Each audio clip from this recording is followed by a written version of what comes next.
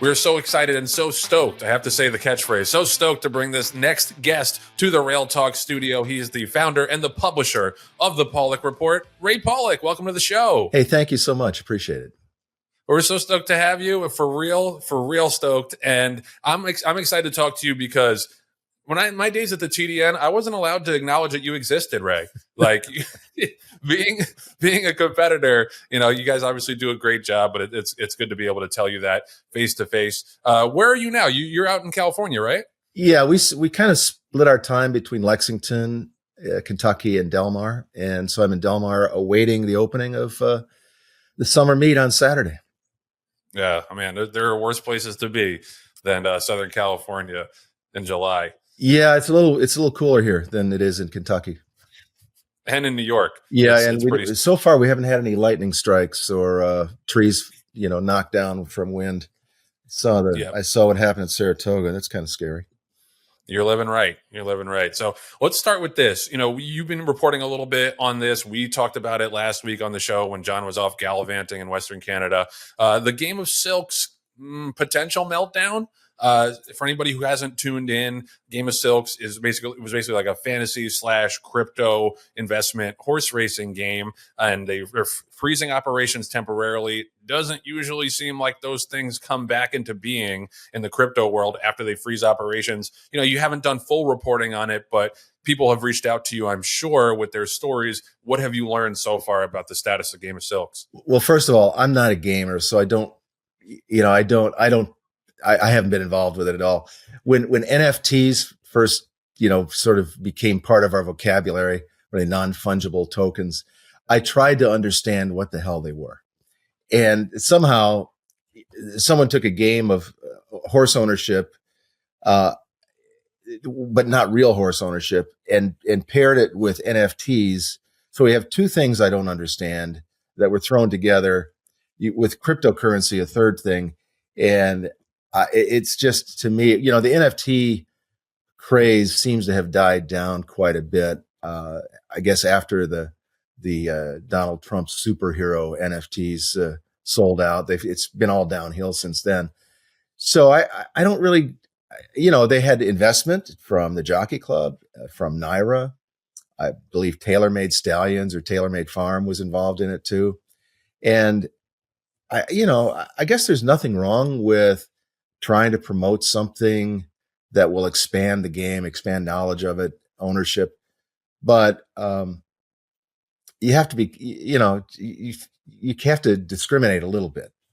Like every idea, you don't have to go for every idea. And this seems like an idea that maybe wasn't quite ready for being going into effect. It just, I don't know. It seems like a lot of people are angry about it. They said they're pausing it for 30 days. I'm not sure that they can come back from a pause.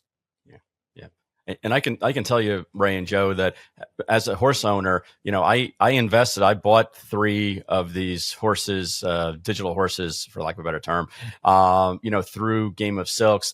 And I can tell you that it was the best $3,000 I ever lost in the business, because I don't have to pay for the feed. I don't have to worry about donating the horse because he's not functional anymore. I mean, it was a good lesson in how to be in the horse business. Albeit there were a lot of people that, invested either more heavily or a higher percentage of their net worth, and actually look like that they're going to get the rug pulled out from them.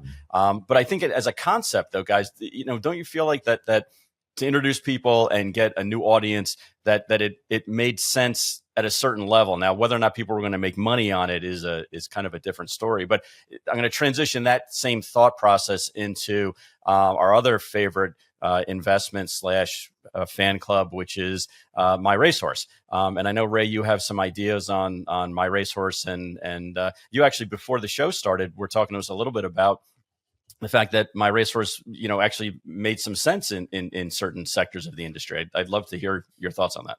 Yeah, well, first of all, on the gaming thing, I remember in Japan, I learned there's a I forgot what it was called, Derby Gaming or something like that. They actually had games similar to that, but you didn't have to make an investment. You just had to play the game. And I don't know. The whole Game of Silks thing, I don't get.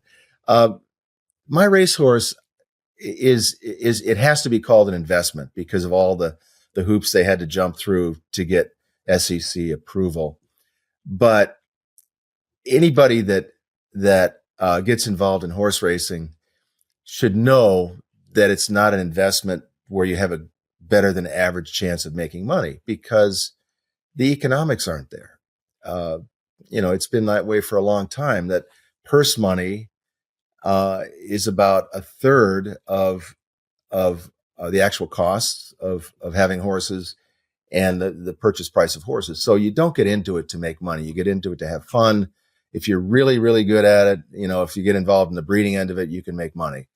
But people that invest in my racehorse, I hope they didn't do it to make money, because all but a few of them will be disappointed. But I talked to an old friend who I worked with at the Thoroughbred Times years ago, and he bought into three my racehorse partnerships, or bought 3 shares, and he said he's had a blast with it. He said it was better than losing $300,000 on a couple of yearlings, and he said I get the same experience for the most part.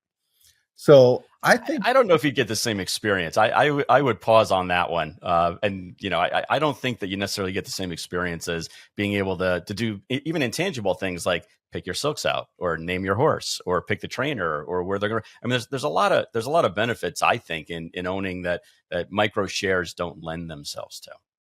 Yeah, and I guess comparing the micro shares to a traditional partnership, I go back to Dogwood when Cott Campbell started it. I think he had larger partnerships of up to 40 people. Then he cut it way back to 5, because he didn't want to deal with that many people. Imagine Cott trying to deal with microshare. Oh my God! It's like us trying to figure out Game of Silks. It's just just above the pay grade. I get it.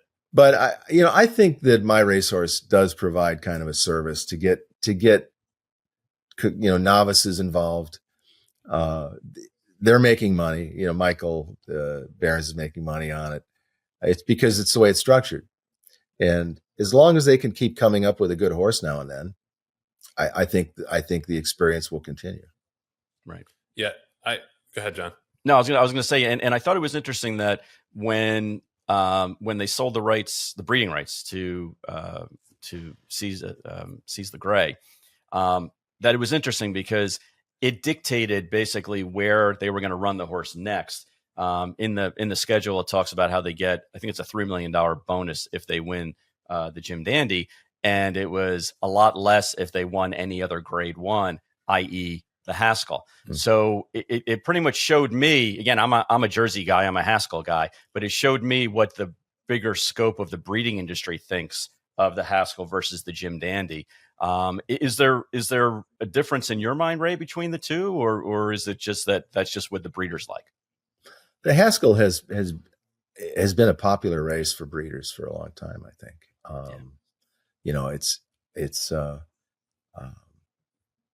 I think it's more of I think it's an easier race to win in some ways because it's speed favoring. I mean, the fact that Bob Baffert doesn't have a horse in this year's Haskell is amazing to me, as much as he focuses on that race once the Triple Crown is over. It'd be an interesting question among breeders.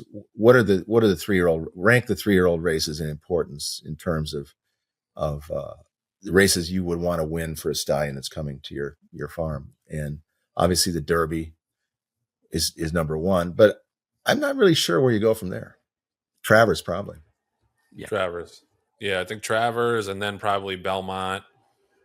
And then it's a shuffle, and then for what you want to win the most.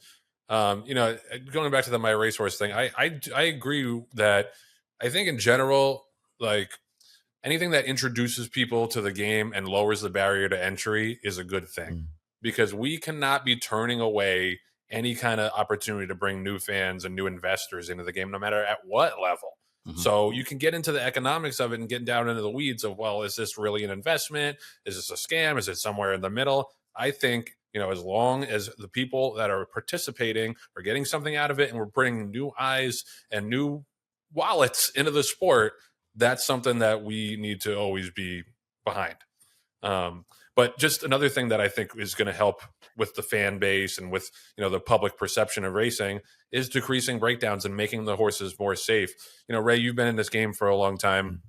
HISA's come around and I think has done a lot of good things in terms of, uniformity of drug policy and surface safety. Obviously the horsemen's groups are, kind of doing everything they can to throw a stick into the spokes of HISA at every chance they get. Where do you think we're at? Like, do you think we're at a place where we can turn the corner and really move forward with this thing? Or do you think we're in danger of going back to where we were before? Well, it all depends on the courts, I think, at this stage. The one court of appeal has said it's constitutional. The other court of appeal, one in New Orleans, said enforcement, the rules are constitutional. Enforcement of the rules is unconstitutional. So it's likely going to end up at the Supreme Court. And you mentioned horsemen's groups. It's one horsemen's group. It's the National HBPA. And right, and their affiliates, and they've been used as a vessel by anti-government, anti-federal government groups that are basically paying for all of the legal fees, so they can take down another federal agency. And I'm not really sure where we're going to go with HISA, or with the EPA, or with OSHA, or a lot of federal programs. After this recent Supreme Court ruling, where they overturned a decades-old case involving Chevron, and it's kind of a scary thing, because we could go back to having basically no federal oversight of a lot of things, and HISA would be one of them. They've made great progress. There's been a lot of missteps. There's a learning curve, but when you think about, are we better off now? As things are moving forward, lowered fatalities. We've I think made the sport a lot more acceptable to the outside world.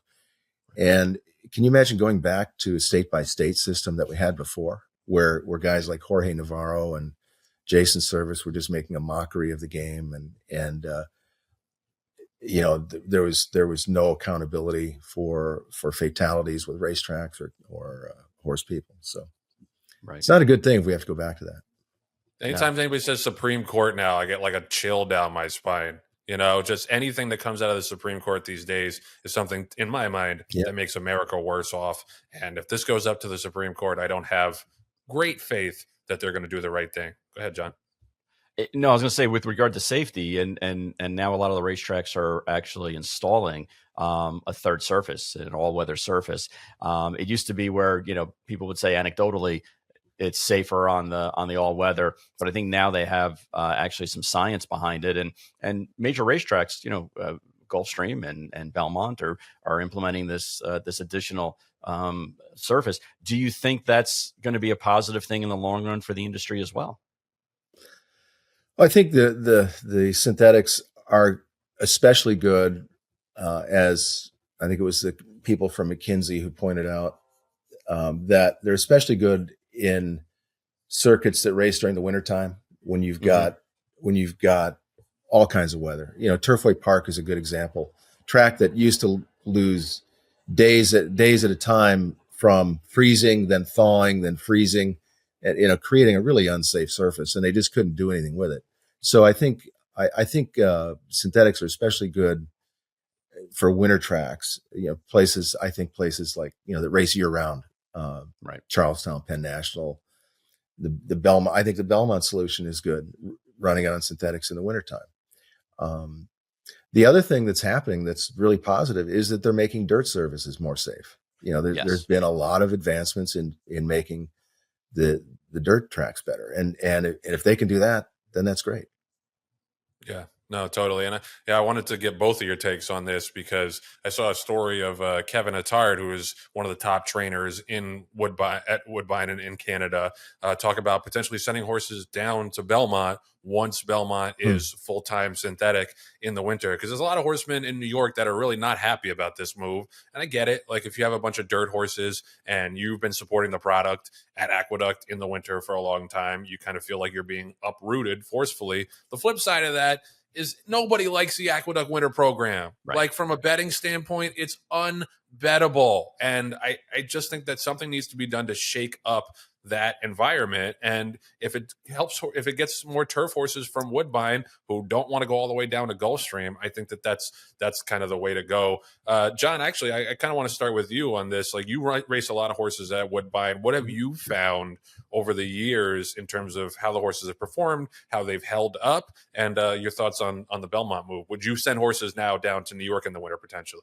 Well, Joe, I can tell you just, again, anecdotally, just with my own experience, what we've seen when we've sent horses to Woodbine, younger horses, it's helped as far as forming their bone. It's not as much stress on their ligaments, and we don't have as many issues, stifle issues, especially that we do when we're training horses year round on the dirt. That's number one. The older horses. Listen, I'm 55, and when I wake up in the morning, I'm popping Advil before I go play pickleball or go for a walk with the dog, because it's wear and tear. And Ray, you're only a little bit older than I am, but I'm sure you'll agree that it's when you get older, it's a little tougher. So if you're given a softer surface or a little bit surface a little bit easier on your legs and on your body, you're going to perform better and you're going to perform longer. And Joe, I think in this day and age where we don't have as many horses being born every year, to elongate their careers is a good thing. And also to give an additional surface to these horses that maybe they're not good on the turf for whatever reason. And maybe the dirt's too deep for them. They can't handle it. So to give them another avenue to basically, give them another surface where they can succeed and elongate their racing career in a safer way, I think that's a win-win-win. Does it suck for the guys who are used to training on the inner dirt, the old inner dirt at Aqueduct? Yeah, it stinks for them. But like everything else, this industry is moving forward, and you have to abide by, what the powers that be are making as the law of the land. You can't sit there and say, wow, I can't, why can't it be the same anymore? There's a lot of other racetracks if you want to go to, and I know you're uprooting your family and you have to get new help and all those things, and that sucks. But in the grand scheme of things, if it's going to be better for racing and it's going to keep the industry going longer, and you've saddled yourself, no pun intended, to this industry to make a living, then you want it to be as safe and as prosperous as possible. Yeah, Ray, what's your take on NYRA going all synthetic in the winter? Well, I first of all, I think I don't know if I'm too old to play pickleball or too young to play pickleball. but I hear you. I'm 70 now, and right. It's not as easy to jump up in the morning and be active. It takes a little longer to warm up. I think, first of all, I think horsemen in New York are running for more money than they do when they ship to Florida in the wintertime. And I think this gives a lot of them, maybe not the mega stables that have graded stakes horses they want to run down in Florida, or some of the trainers just go down to Florida to train, to really give their horses a break. Chad Brown does that with a lot of his best horses, and uses Pace and Park for that. But I think it's a good thing for people who don't have the top quality horses. As you said, I think they tend to last longer. You hear about the soft tissue problems, but that I haven't heard as much about that as I did when they first came out with the synthetics. And right. I mentioned the dirt tracks are getting safer. I think the synthetics are getting better too. I mean, Michael Dickinson, and what is he up to Pete, 9.0 now, or 11.0, 15.0? Yep. So I think it's a good thing. A lot of horse players don't like it, but the numbers would say otherwise. I know that when Keeneland went to synthetics, I think it was Frank Angst at Blood Horse did kind of a comparison of handle before and after, and it was better. Handle was higher at Keeneland afterwards, and a lot of it had to do probably with races coming off the turf. It's a problem that you don't have as much as you do, say, at Saratoga. But I think, and why not have a synthetic surface at Saratoga? I mean, I hate to scare anybody with that, but instead of a 2 or 3 horse field, which we're going to have on a lot of days when it's off the turf, right? How many of those horses would run if it was a synthetic? Probably a majority, I would think. Yeah. Yep. Ray, I just have one more overarching question for you, and that is, when Rapoli was self-proclaimed himself as the commissioner, he said, we're going to go after low-hanging fruit and we're going to try to address the retirement angle of the horses, because if you're not behind that, then what are you doing in the industry? And I can see the wisdom in that. Is there a low-hanging fruit item that you think that we as an industry can address and accomplish in the near term? You mean with not just aftercare, but anything? Anything. What do you feel like we as an industry should address, because it's something that we can the majority of us can get behind and move forward with? Yeah, I think we have a lot of what the late W.T. Young used to call unsolvable problems. Yeah. The one that keeps coming up from the players' angle is the computer players, the computer bettors, and how they've dominated the pools, and it's taken a lot of it's taken a lot of the fun out of playing the races. When you basically, you don't know what kind of odds you're going to get on a bet until the race starts, and that's not the way it should be. So would fixed odds be the answer to that? Well, they've tried it in New Jersey and it wasn't all that successful, I don't think. Right. There's a lot of issues. The soundness issue, the breeding stallions to 250 mares a year issue.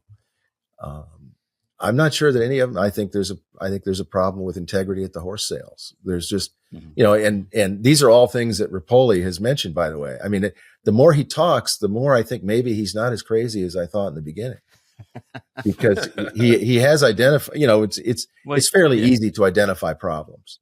Right. But he's willing to talk about them a little bit. I don't know that he can do anything about it, but there's. Yep. So do we need a real commissioner? Well, I mean, how do you can't start with a commissioner. You have to start with a structure. Mm-hmm. A commissioner of what? Right. I mean, Mike is the commissioner of the NTA. Well, what is the NTA? It's Mike. Right. So he's the commissioner of Mike. And, so you have to have a structure. They tried it with the NTRA. And we did have, I think Tim Smith and then DG or whoever was called a commissioner, but they didn't really have any authority. One of the things they tried to do was to form an industry-wide alliance with TVG to help support a lot of the programs. And I think it was Philadelphia Park then that first said, no, we're not going to do that. And that kind of blew up that idea. So now we have, 5, 6, 7, 8 different ADW companies. We have this thing that's happened now with Elite and the computer players.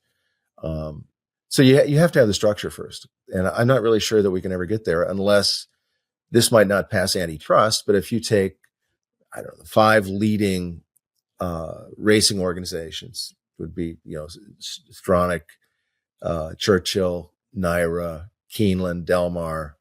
And if you wanted to try to cross the border, you could count Woodbine. And just have those people form a group that might not pass the antitrust test, but to form their own league and create a schedule of races, create their own business model with a commissioner. Yeah, scheduling of racing, like that's definitely seems like a low hanging fruit that we could do way better on. Ray, this is the last question for me, and it's about Paulick Report, because you guys do a great job. You have a lot of great writers. You break a good amount of news. What was the genesis of that? And then kind of how has it developed into the leading industry publication that it is? Well, there's a guy named David Blee who passed away a few years ago that came to me with the idea. He was a big fan of the Drudge Report. Gotcha. And he came and proposed the idea to me that we create a website similar to that. And so we did. It was Brad Cummings and myself. Brad has moved on to, he's still in the gaming industry. Actually, he's working in lotteries now, creating lottery games. But so we started out with just Brad and I, and that was 2008. We made a connection with a company, and it looked just like the Drudge Report. I mean, it was, I'm surprised we didn't get sued, actually, but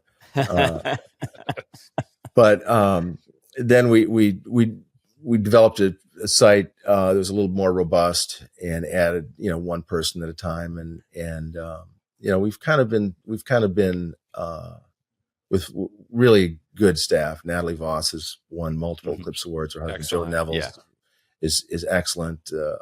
Won an Eclipse Award, understands the bloodstock world.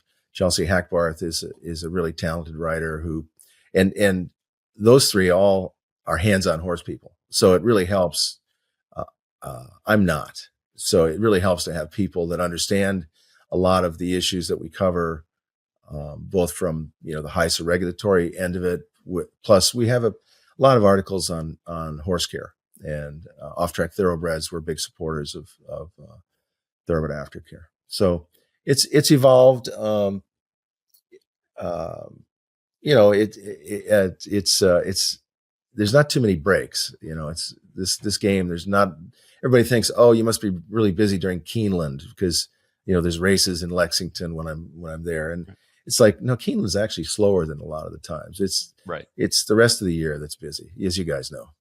Yep. Absolutely. Yeah. Absolutely. Joe, I don't know if I ever mentioned this on the air. I don't know, or to you personally, but I was a journalism major in college, and I actually wrote a letter to Ray. I think you were at the Thoroughbred Times that year, and asked what would it be? What's the easiest path to break into the industry? And you hand wrote me a note, actually saying, basically, don't. And I wish I had kept it, but that was like 40 years ago, and I should have held on to it, knowing 4 decades later that we'd be talking on a podcast. But yeah, you were basically like, it's great, but I would look into other sports before you came into the horse industry, and I never forgot that. Well, just a quick follow up to that. Whenever I interviewed somebody who wanted to get a job in journalism in horse racing, I would first say, look, are you aware that the horse industry is not growing and it's shrinking, right. It's going in the wrong direction? And are you aware that newspapers and publications are struggling, with revenue issues and all that? Yeah. And they'd say, yeah. And I'd say, well, are you crazy? Right. That was basically that was the tenor of the note. Exactly. Yeah. So exactly. The reason I do that to people is because they really have to want to do this. Right. There's really no days off, and it's not a 9 to 5 job. I punch the clock on Friday at 5 o'clock, and then I don't pay attention to anything until Monday morning. It's not the way it works. And I just wanted to make sure people understood that, you really have to work hard in this game. Work hard, keep your integrity, and I love being a quote unquote fellow enemy of the state with you. So thank you. Yeah. Same here. Everybody here's Black by Bob Baffert, I think. So we've got that in common. Hey, Ray, thanks so much for the time, man. Keep up the great work, and enjoy the summer at Del Mar. You deserve it. Thanks a lot. I enjoyed it, and you guys have done a really good job with the show, I think. Thank you. Right back at you with all your endeavors. We're big fans. Yes, sir. Thanks.